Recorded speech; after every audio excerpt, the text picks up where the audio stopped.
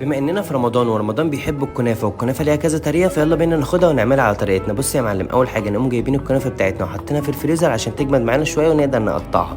وعلى جنب هنقوم مقطعين شويه فراوله وحاطينها في بوله ونازلين عليها باربع معالق سكر، وهنقوم مركزين كل حاجه مع بعض ومغطينهم ورق سوليفان وحاطينهم في التلاجة تقريبا بتاع ساعتين.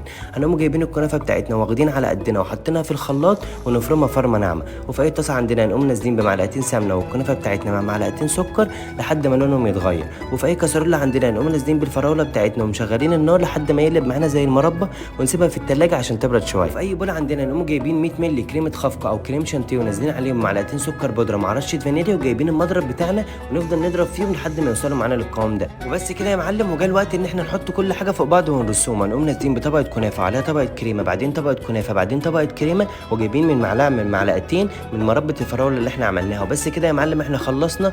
وعيش بقى واكتب لي تحت في الكومنتات عايزين نعمل ايه تاني. وبس كده.